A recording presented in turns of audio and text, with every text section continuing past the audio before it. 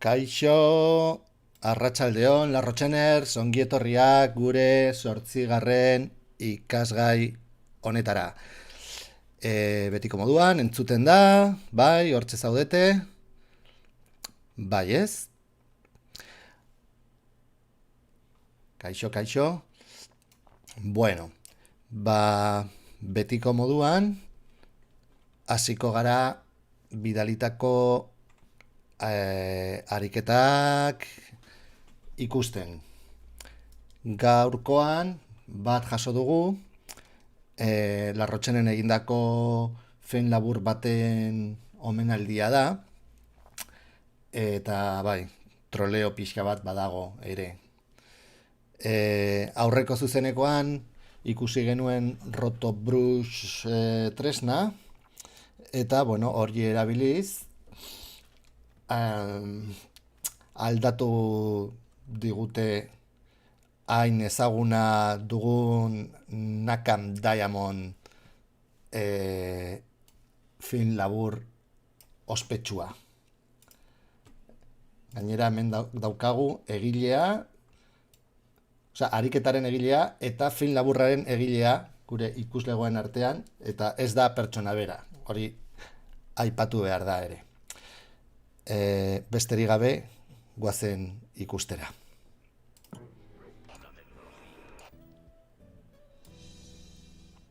Hola, amigas. Los pendientes Nakam Diamond nos hacen sentirnos todavía más guapas. ¿No es así, chicas? Solo tienes que entregarles a ellos la documentación de tu caso de violación. Nuestros laboratorios realizan el mismo trabajo que la naturaleza.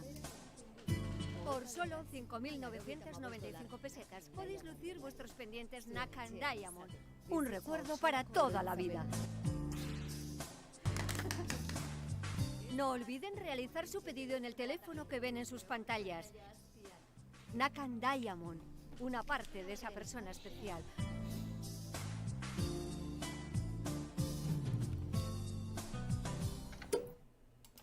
Ze sorpresa, Amaia? Zenuen espero. Ai, que memeo jartzen da. Bueno, guazen gainera, gaurko berriak ikusi ondoren oso ondo ekarritako eredua da. Rotobrush, ikusi genuen bezala, bere problemak ditu.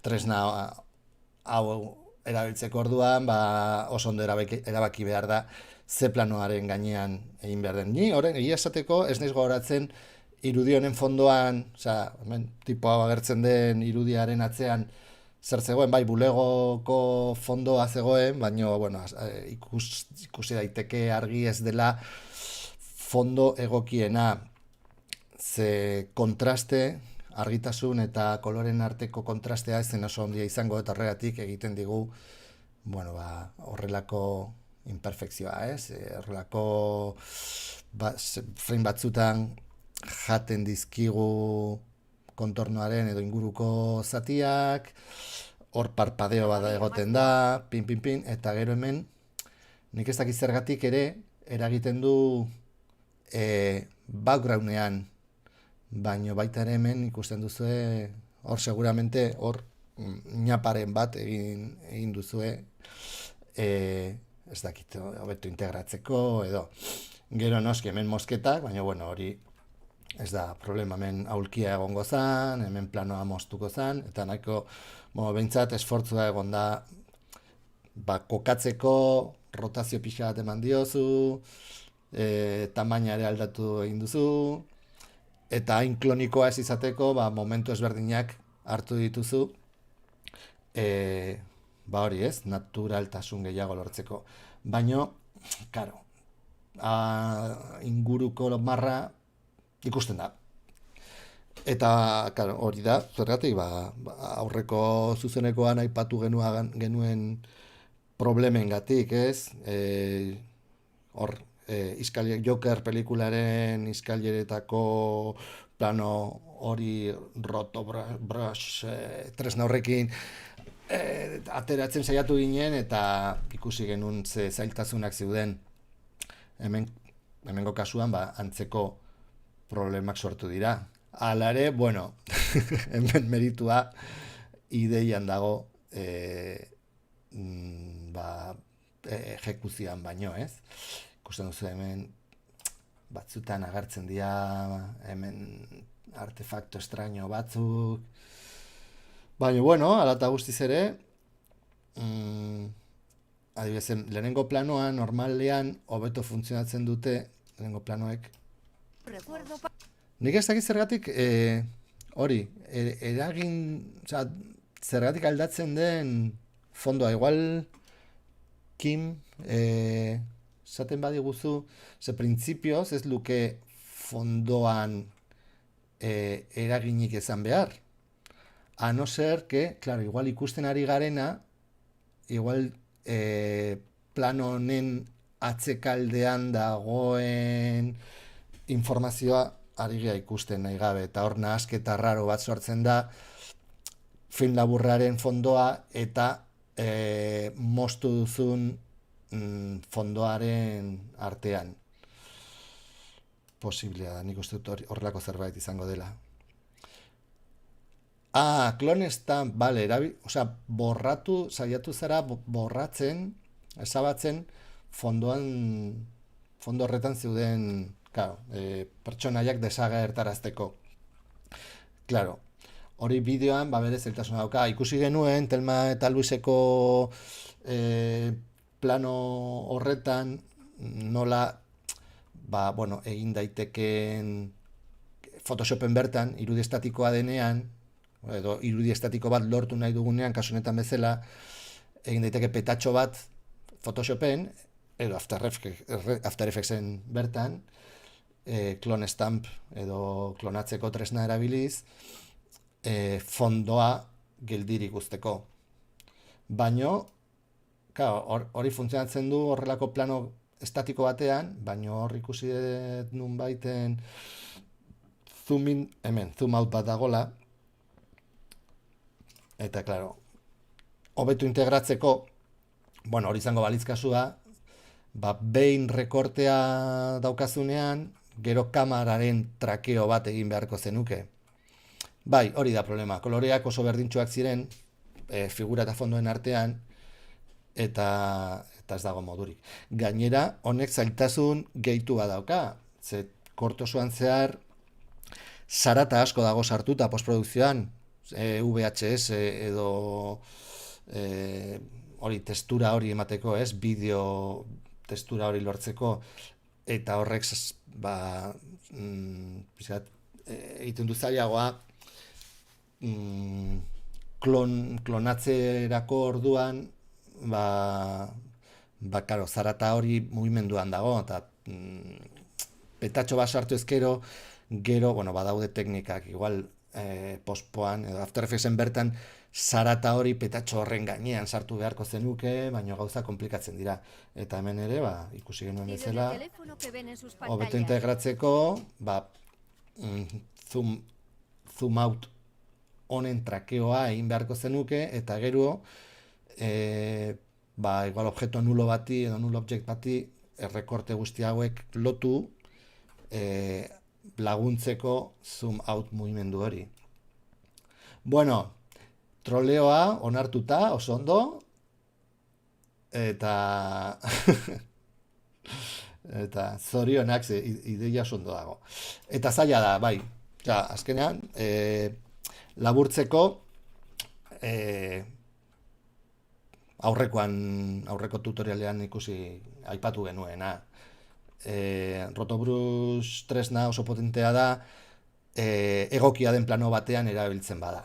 Bestela, kaso honetan bezala, igual, seguru, efektu finago bat lortu daitekela eskuz maskarak eginez. Ados, oso ondo.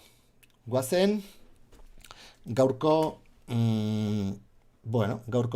zuzeneko tutorialarekin, pendiente geneukan, erotu zara pixka bat, ez? Bai.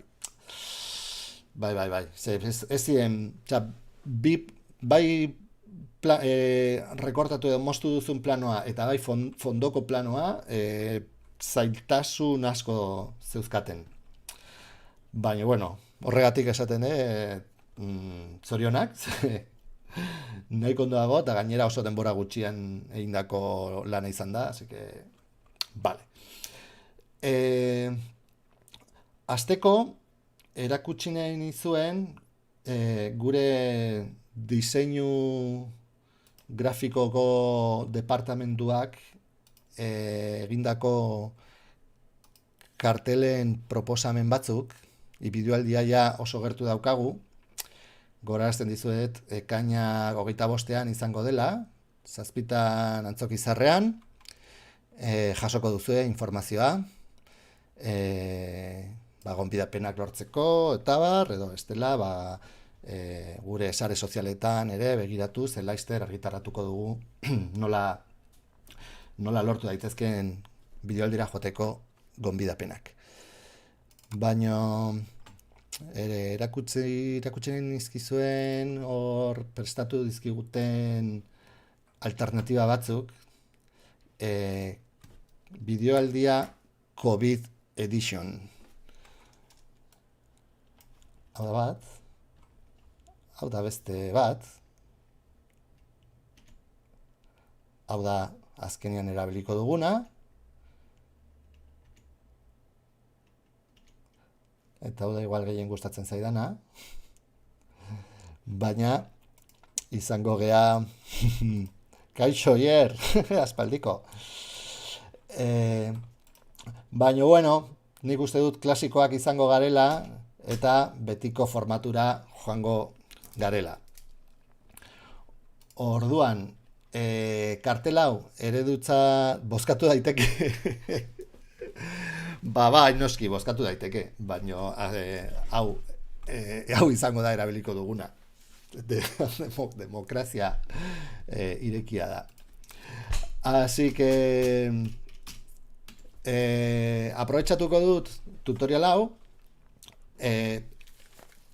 animatzeko kartela eta beti egiten ditugun kortinilak sortzeko. Egia da, beste urtetko normalean aurreko urteetan egindako aurreko urteetan egindako proiektua erabiliz berrartu daitekela eta normalean egiten duguna da aprobetxatzea egindako lana, baina kasu honetan shape layersekin jolasteko, zebe gaurko gaia hori izan behar zen, berregingo dugu kartela After Effectsen bertan eta mugimenduan jarriko dugu, denbora ematen badigu. Horretarako, betiko moduan, irekitzen dugu programa, egiten dugu konposizio berri bat, Full HD-en, fotogramak jarriko ditut 25, eta iraupena, demago 14 segundo. Eta ja, betiko moduan, konposaketa irekitzen zaigu. Eta importatuko dugu kartela. Hor erakutsi dizuedan kartela, nahiko tamaino handian daukagu. Eta arrastratzen badugu timelinera, oso tamaina handian daukagu. Eskalarekin jolastuz, betiko modua, badakizu ja S tekla sakatuz eskalaren aukera agertzen zaigula hemen, eta ondo ikusteko txikiagoa egingo dugu. Handitzen dugu hemen. Komeni zaigu handian izatea, ze nahiko preziziozko zehaztasun askoz egin behar dugu hemengo formak, After Effectsen, eta geroz eta resoluzio gehiago izan, edo vektoriala izango baliz asko hobeto, baina kasu honetan ez da vektoriala, eta erresoluzio handia daukagunez, pixel edo diente de sierra, pixelazio hau ez da inbestekoa. Nik uste dut ja tamaina honetan, edo inkluso pixka bat handiago ikusi dezakegula. Hau da, bakarrik visualizatzeko, ari naiz, arratuaren gurpilarekin aurrera eta atzera ginez, mugitzen dugu zooma. Bestela, hemen ere, hemen ikusten duzuen eguneko 200 honetan, joan gaitezke handituz edo txikituz eskala, baina bakarrik ikusteko. Orduan, guazen berregitera shape layersekin edo kapa de forma edo forma geruzekin kartelaren irudia. Horretarako, eskubiko botoia, berria eta shape layer. Hemen daukagu shape layer utxik. Aurreko tutorialetan ikusi genuen bezala, daukagu aukera, kontornoa edo rellenoa. Kasu honetan kenduko da rellenoa, zeo beti ikusiko dugu bakarrik inguruko marra ikusten badugu. Zengo diot, kolore horrela, destakatzen den kolore bat, kartelaren kolore berde honen gainean hobeto ikusteko. Eta, hasiko gea. Nahi duguna da, kartelaren elementu guztiak kapa ezberdinetan izatea gero animatu ahal izateko. Ja, esango duzu, ze morro, ari zea tutoriala erabiltzen egin behar duzun lana egiteko. Bai, hala da. Orduan, jarriko dut hemen erpin bat, ping, por defecto, aleatorioki jartzen digu kolore bat. Ez bazaigu gustatzen, beti hemen aldatu dezakegu kolorea, edo desegin, lehenengo puntitoa denez, beste bat egiten badugu, hau aleatorioa denez, markatu. Hau aleatorioa denez, beste kapa bat sortzen dugunean, beste kolore bat, igual ez. Kalorea hemendik aldatzen dut. Bai. Begiratu behar dugu, hori, kontrastea daukan kolore bat erabakitzea, hemen labelsekin. Maskarekin, ez da gauza bera, shape layers edo maskara. Maskara bat egiten badugu, adibidez, kolorearen gainean maskara bat sortzen badugu, hemen bai, aleatorioki sortzen digu inguruko kolorea, ikusten ez? Kolore hau zer da, marroi argi bat, hemen arroxa, hemen horia, desegingo dut. Hau izan da bakarrik erakusteko koloreen aleatoriatasun hori erakusteko. Baina bestela hemen, maskaren aukeretan ere, kolorea aldatu daiteke, eta normalean interesatzen zaigu, alik eta fondoarekin kontraste gehien izatea. Fuera, borratu behar maskara, eta itzultzen gara geunden lekura. Ikusten duzuen nola mugitzen dudanean dena pixelatzen da eta galtzen dudala definizioa? Hau da hemen, ikusteko aukeretan daukagulako erresoluzio adaptatiboa. Hau da, kalkuloak egin behar dituenean, sistema gelditu beharrean egiten du aurre ikuspen bat pixelatuta. Kaso honetan, ez zaigu interesatzen, hori interesatzen zaigu prebioak egiteko, batez ere animazioak daudenean, baina kaso honetan, esango diogu final quality, edo bukaerako kalitatean erakusteko, eta ja hori ez zaigu gertatzen. Betiko moduan, zalantzaren bat edo zerbait, oso azkarrari naiz hau esplikatzen, zerbait asaltzea nahi baduzue, hemen txatean, esai didazuen nahi duzuena. Bueno, hori, interesatzen zaigu hemen oso prezisoa edo zehatzak izatea, hori, forma ahalik eta gertuena izateko fondoan daukagunarekin. Hemen sartzen dugu, beste erpina, eta hemen hau egiteko atzeratu behar geha pixka bat, hemen desegingo zaigu, hemen kurba dagoenez, desegingo zaigu alde hori, baino hau beti berriro bere lekura eraman dezakegu.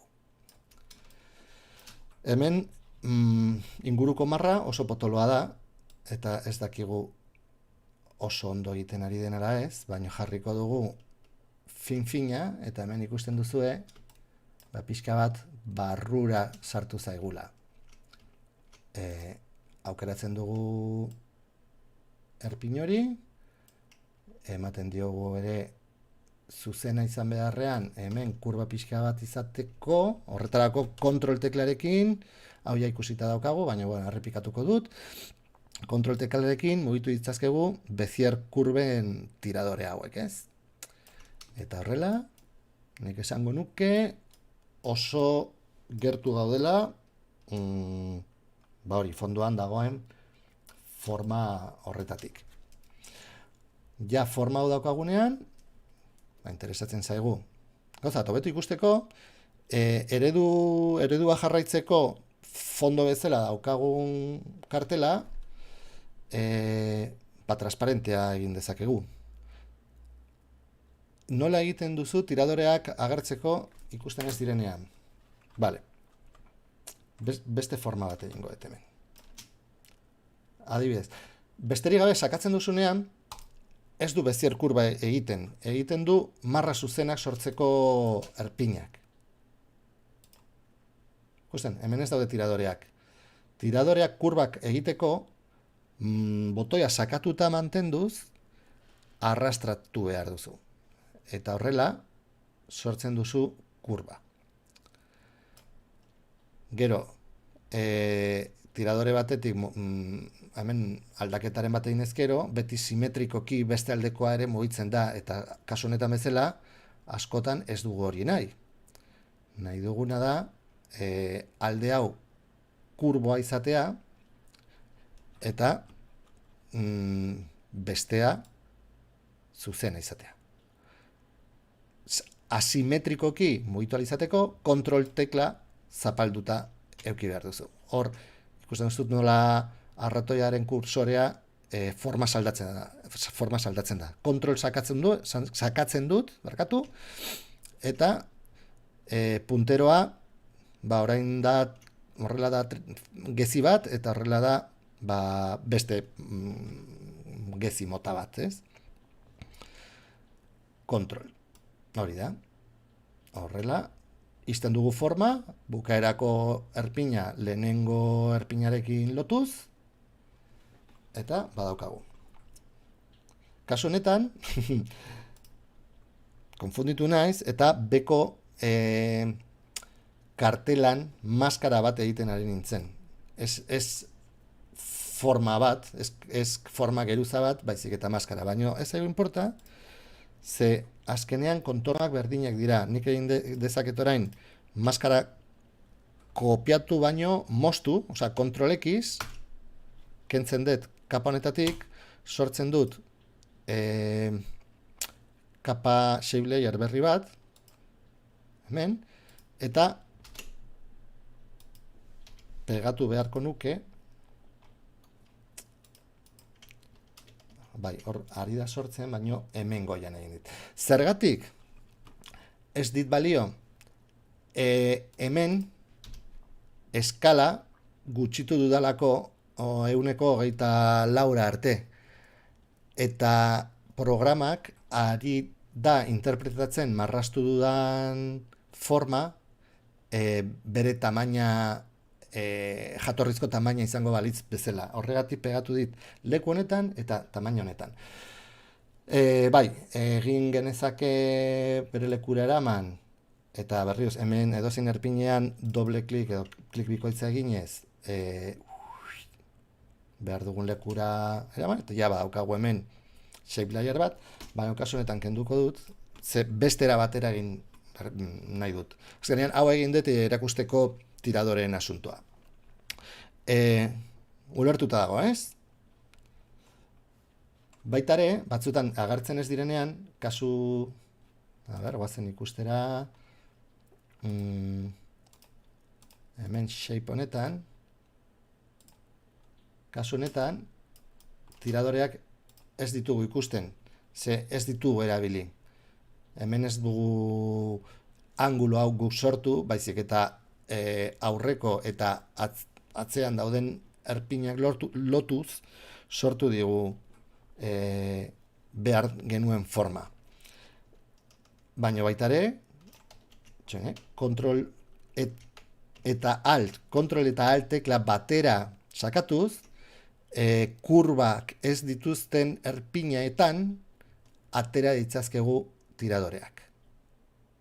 Azkenean, kurbekin jolasteko bi tresna daude. Kontrol dela hori, tiradoreak daudenean era ez simetrikoan mugitzeko.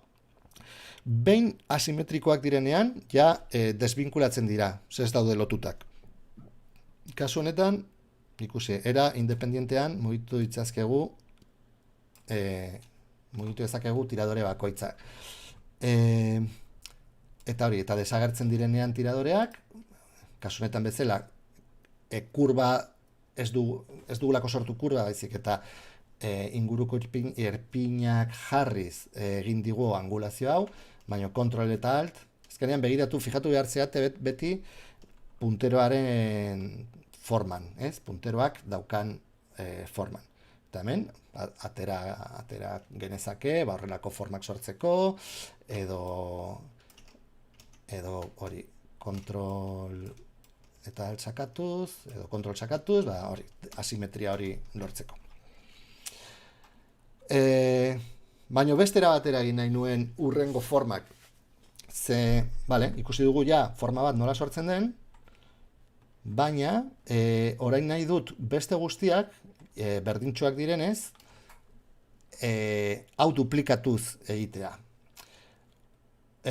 Besterik gabe duplikatzen badut, ainguraketa puntua hemen daukagunez, nik egin nahi dudana da duplikatu eta rotazio mugimendu baten bitartez bere lekuetan jarri instantzia guztiak edo bikoizketa guztiak.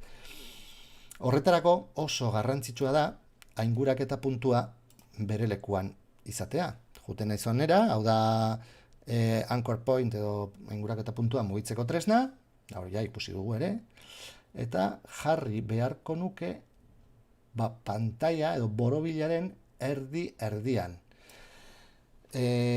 Hobeto egiteko, ari naiz pixka eta ojo, tresna garrantzitsua, kontrol eta R sakatuz, ingelesezko teklatuan eta ingelesezko bertsioan eta hori, kasteleraz ez dakit nola izango de, baina hor shortcutsen, igual pendiente daukagu shortcuts eta laizterbideen tutorial bat egitea.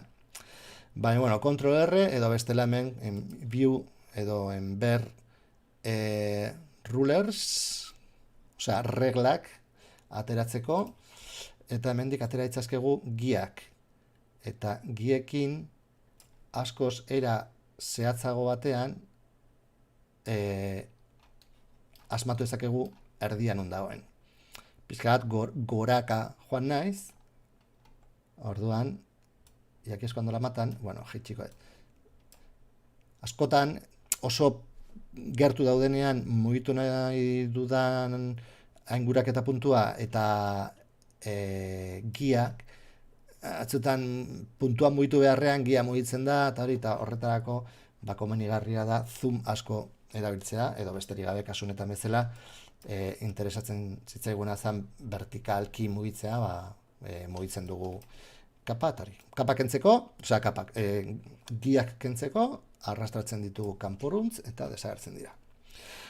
Printzipioz, ainguraketa puntuan, kartelaren erdian daukagu, puntu honen erdian daukagu. Orduan, shape layerrera bueltatzen gea, aukeratuta daukagu eta duplikatzen dugu. Duplikatzeko, Ctrl D. Hau ja, D de Dinamarca, hau ja ikusita daukagu.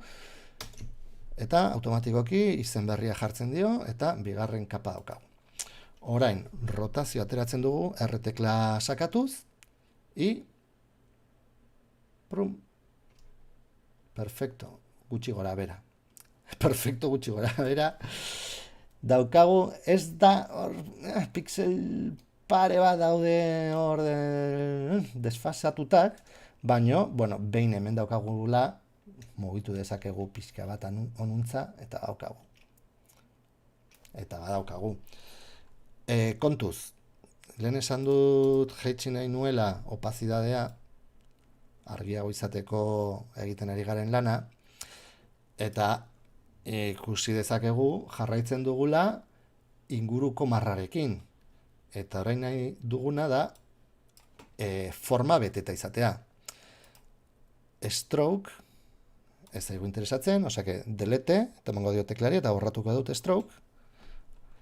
Eta hemen daukagun fill aukera honetan, por defecto beti gorri jartzen du, baino kolore aukeraketaren botoi honekin, koloreak aukeratzeko kuentagotasunekin, hemengo kolore bat aukeratu dezakegu, eta ja bete egin dugu.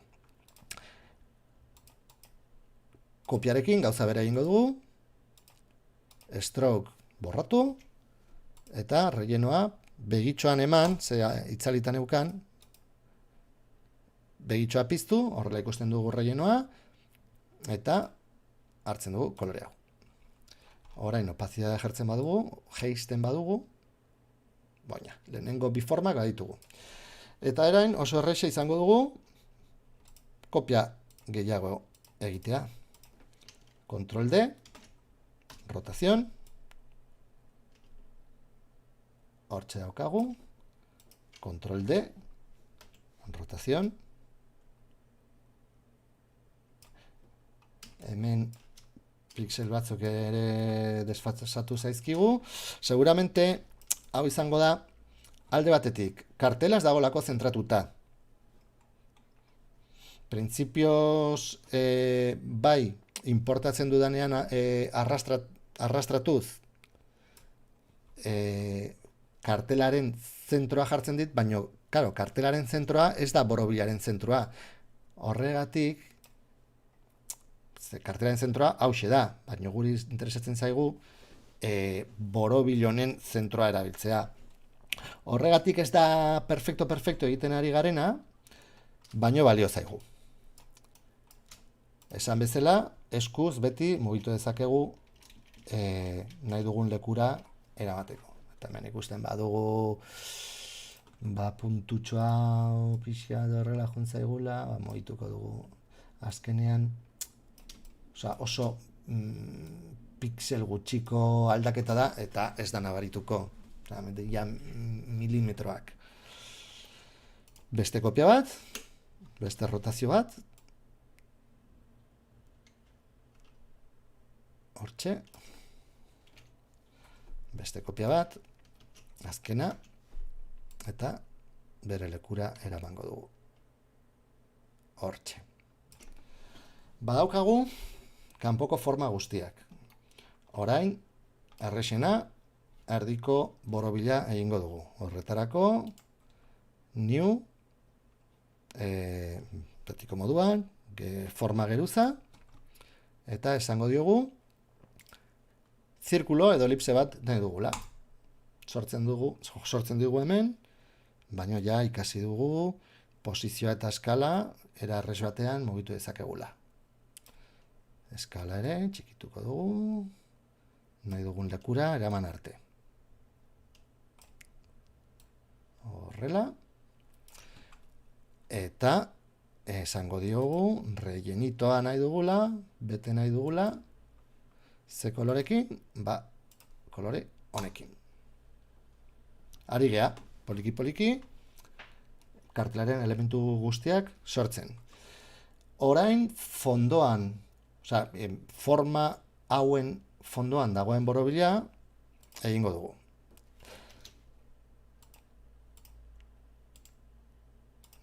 Beste gauza bera, azkenean da borobil bat. New shape layer, jetxiko dugu fondora, esango diogu zirkulito bat egiteko, muituko dugu nahi dugun lekura, haundituko dugu, eta, gutxi gora bera hor dago, eta txuria, rellenito, gorria daukagu orain, baina, kasu honetan, txuria nahi dugu. Eramango dugu, onera, eta orain ja, kentzen badugu, fondoan daukagun kartela, kila bezala erabiltzeko, edo eredu bezala erabiltzeko, larrotxeneko logoa egin dugu. Ze abantailarekin, ikusi, orain sortuko dugu hemen null object bat, objeto nulo edo objeto fantasma, igoko dugu onera, eta logoa osatu duten forma guztiak lotuko ditugu null objeto horrekin. Hau ere ikusi genuen aurreko tutorialean. Hau da bakarrik erakusteko gauza bat, bueno, anchor point hemen sortzen digu pantailaren erdian, baina, bueno, erakutsi nahi dudanarako balio zaigu. Ikusi, ze gertatzen da infinitoraino handitzen badut? Ja ez dago diente de sierra edo pixelado hori, ez? Hori da, shape layerren edo vektoreekin lan egiteko abantaila nagusia. Ez dira degradatzen. Sortutak, formula matematiken bitartez sortutako formak direlako. Ez dira irudiak berez, baizik eta datuak. Orduan, hainditu ditzazkegu nahi bezain beste, kalitatea, pixelak ikusi gabe. Eta hau adibidez, pertsonaiekin edo irudiekin zoom bortitzak egiteko orduan, edo transizioak egiteko kamera sartzen leku ezinezkoetan, oso erabilgarria da, ze ez dugu kalitatea galtzen. Gauza bera lortu dezakegu Illustratorrekin egin ezkero. Baina, bueno, ja After Effectsen gaudenez, After Effectsarekin egin dugu. Eingo gauza bat, askatuko dut lotura hau, esango dut aukeratuta ditudan geruza guzti hauei null object honekin ja lotura galtzeko, horrela, none? Eta eramango dut objeto nulo hau erdira. Horrela, aukeratzen ditu kapa guztiak, hau badakizue, aukera multiple bat egiteko, maiuskulak sakatuz, lehenengoa eta azkenengoaren artean dauden kapa guztiak aukeratzen dituzu. Eta lotu dezakegu aukeratuta ditugun edozen kapa kiribil hau edo zurrunbilo hau arrastratuz, edo era ezain ludiko batean, horrela, hemen agertzen den, lehia honetan agertzen den kapa guztiak, eta aukeratzen dugu lotu nahi dugun geruza. Efektu, azkenean, ondorioa berdina da. Zergatik jarri dut hemen, kontrola izateko erditik, era askoz naturalago batean mugitu ahal izateko. Bai. Fondoa sortuko dugu, fondoa sortzeko, beste shape layer bat egin dezakegu, eraman dezakegu beheraino, eta esango diogu, rektangulo bat nahi dugula, pantalla osoa estaltzen duen neurriarekin, zabalera eta altuera. Horrela. Eta fill, eta ze kolorekin, fondo honen kolorearekin. Eta badaukagu, denbora emango digu, ze ondo. Pizten dugu gia bezala, hemen truko, bueno, aukera bitxi bat, programak duen aukera bitxi bat erakutsiko dizuet. Askotan, hau egiten da, eredu bezala edo modelo bezala eukitzeko geruza bat jartzen dugu. Baina gero, renderra botatzeko orduan edo esportatzean, ez dugu ezertarako nahi, da bakarrik lantzeko. Nik normalean usten dut, horrela geruza normal bat bezala, eta esportatu baino lehen edo desaktibatzen dut hemen, begitxoan, edo zuzenean borratzen dut. Baina badago aukera bat, hemen kapak edo layer aukera honetan, esateko kapa gia bat dela, gida geruza. Hemen agertzen da, simbolito hau, almohadilla edo, saretxo hau, sare urdintxo hau, eta honek esan nahi du, hor dagola, geruza, baina programak ez dula ezertarako erabiliko. Esportatzeako orduan ikustezina izango da. Jakin dezazuela. Hor utziko dugu gida geruza bezala. Orain falta zaiguna da testua. sortuko dugu, new text. Larrotxeneko tipografia da Gotham, eta testuarekin ez gaia oraindik sartu, eta daukagu pendiente hor tutorial bat bakarrik testuari buruzkoa iritsiko gea. Sakatzen dugu pantailan, hemen txako, empty layer, nahi du, utxik dagola, baina hemen sakatuz, esango diogu, Larrotxene bideo. Hau, edozein kapa bezala, mugitu dezakegu, bai posizioaren balore aldatuz, edo besterik gabe arrastratuz. Zergatik momentu batean pantaila beltza gelditu zaigu? Blokeo maiuskulas sakatuta utzi dudalako. Blokeo maiuskulas sakatuta dagoenean, ikusi hemen zer esaten du. Refresh disable. Oso konposaketa konplejoak dituzuenean, eta puntu konkretu batera joan nahi badezue, timelineko markadorea arrastratuz, programak saiatuko da pasatzen ari garen fotogrametan dauden irudi, prozesu, geruza, efektu guztiak prozesatzen. Eta horrek batzutan oztopatzen du programaren funtzionamendua, gelditzen da pentsatzen eta kalkuluak egiten. Hori saiesteko, blokeo maiuskulas sakatuta mantentzen badugu ez, aktibatuta. Hau da, maiuskulak aktibatuta ikusten baditugu, ez digu erakutsiko ezerrez. Ez dugu refreskoa egingo pantailan. Batzutan, gauza osastunak mugitzen ari garenean erabilgarria da. Kenduko dut, blokeo maiuskula ja kendu dut. Eta hementxe gaude. Larrotxene bideo, handituko dugu letren tamaina. Hortxe, gutxi gora bera. Pixka gorago. Handituko dugu horrela. Eta hemen ikusten dut, interletrado, aukera hau, pixka bat zabalduta dagola. Bueno, hortik gutxi gora bera.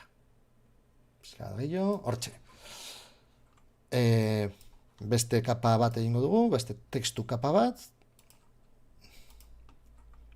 Eta hemen, esango diogu, hemen txaukagu, erdian, esango diogu 32. Bideo aldia. Bere lekuan ipiniko dugu. Eta basandakoa tamaina hau da. Eta interletrado edo letren arteko espazioa, pixka zabalagoa da, baina, gutxi gora bera, hor, ez da perfecto, baina, nahi dugunerako, sufi. Eta, utziko dugu gaintzeko testu guztia gerorako, ze orain interesatzen zaiguna, da, animatzea nolabait, ez? Dauzkagun ja elementu guztiak geruza ezberdinetan, goazen zerbait egitera, honekin. Izatez, itzaliko testu geruza hauek gero erabiliko ditugulako, aurrerago eramango ditut. Eta zer egin dezakegu? Gauza asko egin ditzazkegu. Azteko, eskalarekin, eta baino, guazen urtero egiten dugun animazio antzeko bat egitera. Urtero egiten dugun animazioa berezitasun badauka. Eta horren ikusiko duzue. Hau pixka zaila da esplikatzeko, baina fijo ulertuko duzuela. Aterako dugu demagun 5 segundutan, hemen 5. segundu honetan, nahi dugun posizioan daukagula. Hau da, lehenengo fotograman egingo ditugu aldaketak, baina ziurtatzeko 5. segundu honetan dena bere lekuan dagola, ja sartuko ditugu keyframe bat, sartuko geruza bakoitzeko keyframe bat. Baina ezer egin baino lehen, nik uste dut animazio mota hau 3Dan mugitzen dela. Hau da, sakontasunean ere Z ejean mugitzen dela. Ez bakarrik gora eta bera eta eskalan, baizik eta sakontasuna.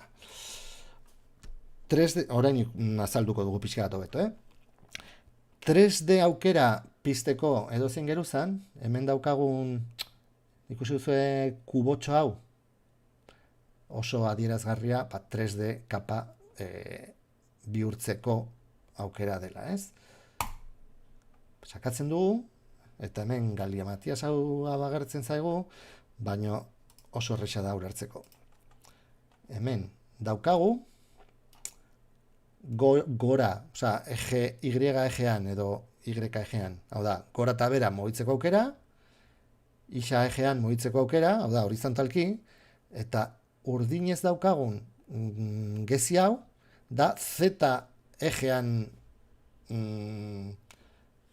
mugitzeko aukera, ez?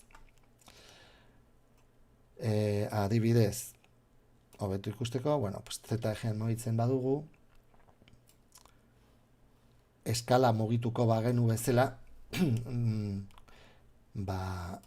eragiten dio, baino rotatzen badugu pixka bat, hops, hor ja gauza ezberdinak ari da egiten.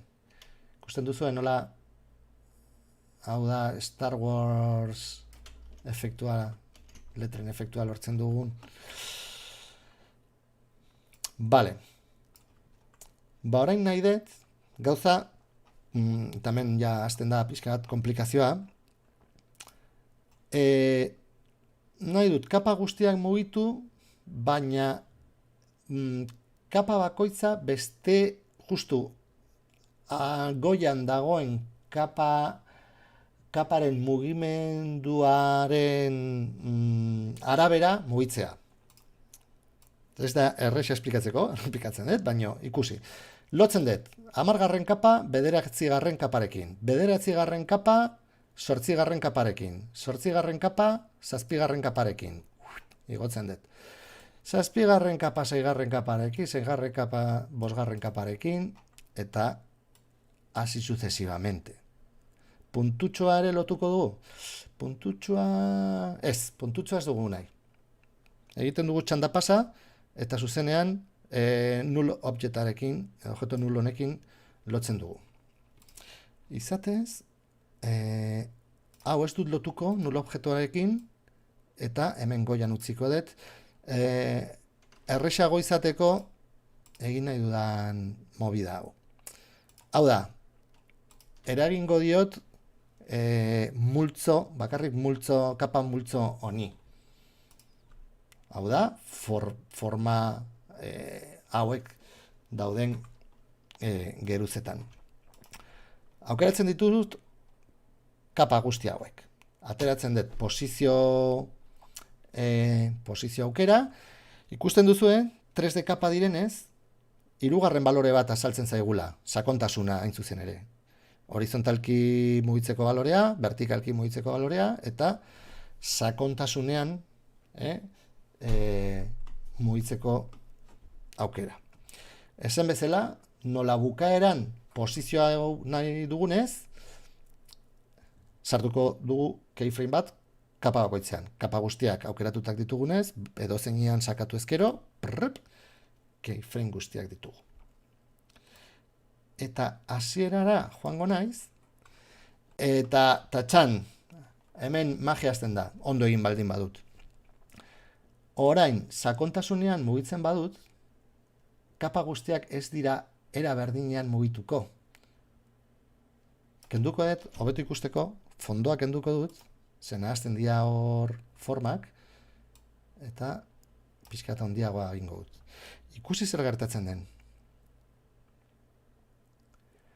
Kapa bakoitza bere aurrekoarekin lotuta dagonez, hartzen du sartzen ari naizen balorea gehi goian dagoen kaparen balorea. Hau da, lehenengo kapa, azkenengo kapa, lehenengoa baino askoz gehiago mugituko da. Orduan, mugimendu progresibo bat lortzeko, hau nahi dugun hau bezala, hau oso erabilgarria da.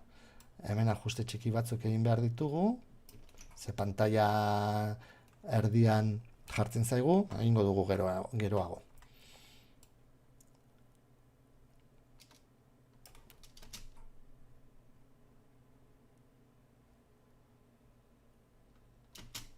Ulertzen da gutxi gora bera zer ari den egiten? Honi, rotazio balorea zetan aldatzen badiogu ere, eta esaten badiogu, jo que bira oso bat emateko,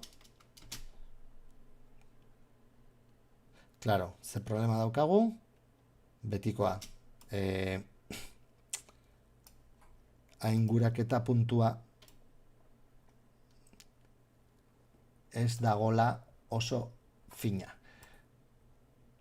Baina, bueno, ulertzeko nik uste dut balio dula egiten ari dena ulertzeko, bai?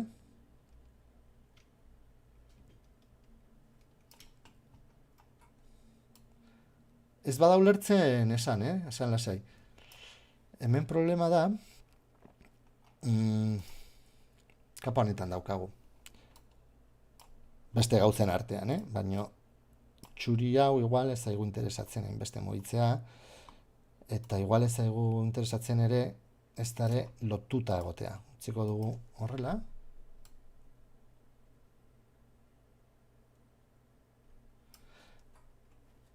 Eta aukeratuko ditugu beste kapa hauek. Igual bira osoa ematea gehiegitxo zen. Ikusten duzue, rotazioa sartzean, ainguraketa puntua mugitu zaigula goruntz. Zergatik, kartela eta konposizio hau, konposizio honen zentroa, pantailaren zentroa ez delako. Hau ondo egin ezkero, edo, bueno, komplikazioak entzeko pantailaren erdian, eta hau ikusteko, uste dut hau ikusi genula, no? Title Action Safe, hemen agertzen zaigun markadore edo puntutxo hau, gurutze hau, balio zaigu jakiteko pantailaren erdian ondagoen. Baina, karo, kasu honetan, pantailaren erdikaldea ez dugu behar, ez da izan behar borobilaren erdia. Bueno, gutxi gora bera, ari gea egiten, Atzeratuko dut pixka bat gehiago. Eta hortxe ditugu. Luzatuko dut geruzen iraupena.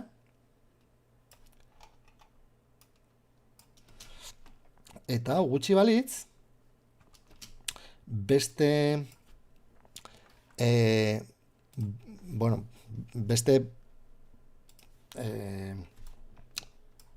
beste animazio aukerekin jolastu dezakegu ere. Ze orain arte rotazioa zetan eta posizioa zetan mugitu dugu bakarrik.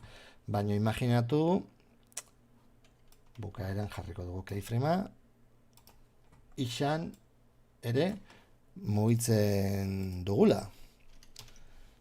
Adibidez, hori ez, ixa ardatza mugitzen badugu, hemen ez ditugu ikusten, ari direla hor goian. Ez dakit perspektiba ulertzen den, daño daude oso goian. Ikusten duzu nola erortzen diren geruza guztiak? Horregatik, pantailatik kanpo daude oso urrunera eraman ditugulako, baino gerturatzen baditugu,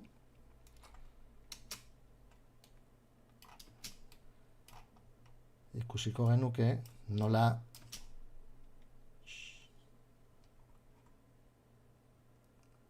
ikusten. Bueno, ez dugu mugituko, hau zan bakarrik erakusteko ze aukerak dauden. Gero, ez dakit beste movida honetan, ez dakit, hau aipatu behar dudanik edo ez, kenduko dugu rotazio. Hau hobeto ikusteko, igual pantailaren, ikuslegoaren pantaila honetan ez da oso ondo ikusten, baino hemen, aktibe kamera jartzen duen lekuan, aukera ezberdinak daude, ikusteko beste modu batzuk izateko. Adibidez, ezkerraldetik. Eta ezkerraldetik ikusten dugu hau da planoa, eta hau ari gara ikusten nola erortzen diren formak plan honen gainean ezkerreko aldetik. Hau da, kamera perpendikular bat jarriko bagenu bezala.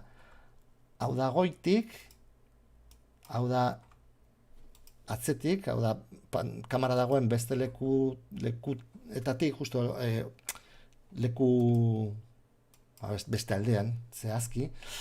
Eta, igual interesgarriena da, custom view. Custom view honek ematen dugu aukera, hemen goian daukagun kamera hau erabiliz, perspektiba aldatzeko. Eta hau da bakarrik bizionatzeko. Baina adibidez, horrela argi ikusten dugu adibidez, barruko puntutxoa borobil txuriaren atzekaldean dagola, ze distantzian dauden elementu guztiak. Ez dakit ulertzen den, baina da oso tresna, oso jostailu polita. Eta beti, itzuli gaitezke gure kamera virtual honetara. Aurrerago, honetan gehiago sakontzen dugunean, ikusiko ditugu kamera virtualak, zere baita ere animatu daitezken kamarekin jolastu daitezke. Ez bakarrik animatu, baizik eta kamaren ezaugarriekin ere jolastu daiteke. Hau da, kanpo edo zelai sakontasunarekin, desenfokeekin, optika ezberdinak, ikusi. Ematzaten badiogu, new camera, pak! Ikusi zenbat aukera. Bueno, incluso pelikularen, zeluloidearen tamaina, ez? Ze zoom sartu nahi dugu, profundidad de campo, edo hori sakontasuna erabili nahi dugun ala ez, unitatea, bueno, da universo flipante bat, baina, da. Nahiko flipante. Sartuko gea honetan ere, denbora ematen badigu beste tutorial batean. Baina, bueno, nahi genuena, gari naizela komplikatzen eta ja denbora juten zaigula.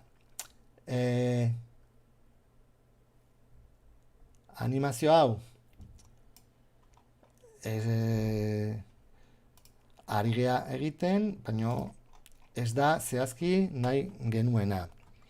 Orduan, hor beti oso garrantzitsua da hori, el punto de anclaje nun daukagun,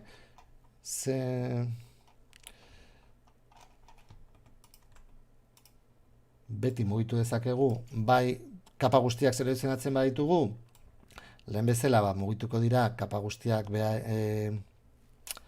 bestearekin, horrela lotura hau, jerarkia hau mantentzen badugu, gertatuko zaigu hori, kapa hau mugituko dela azkenengoa, baino askoz gutxiago.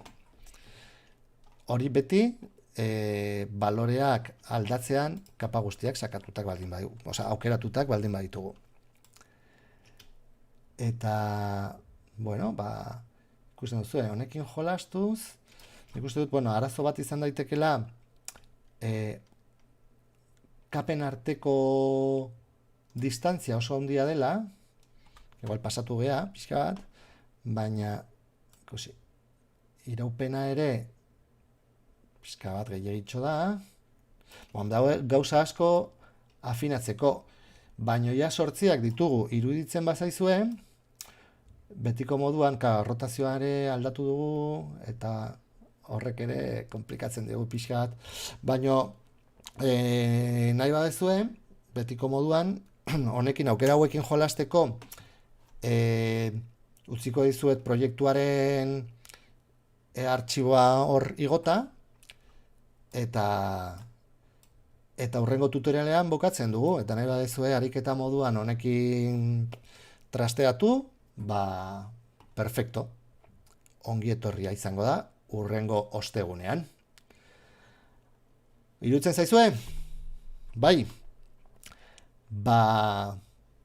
eskerrik asko, beste behin hemen egoteagatik, ez dugu denborarik izan hau bukatzeko, baina, gertu gaude, hau da pixkat balore hauekin jolastea, igual lotura hauek kentzea eta bakarrik objektu nuloarekin jolastea, konponduko dut azkar eta utziko dut artxiboa uste dut konponduta jaitxeal izateko, eta datorren ostegunean bukatuko dugu guztiz. Ze bideoaldia gainean izango dugu eta hau bukatuta egon beharko da. Mila esker, eta bakizue, datorren aste artean beste tutorial bat zintzilikatuko dugu, eta ostegunean elkarri ikusiko gara berriz ere. Ostegunera arte, Larrotxeners! Agur!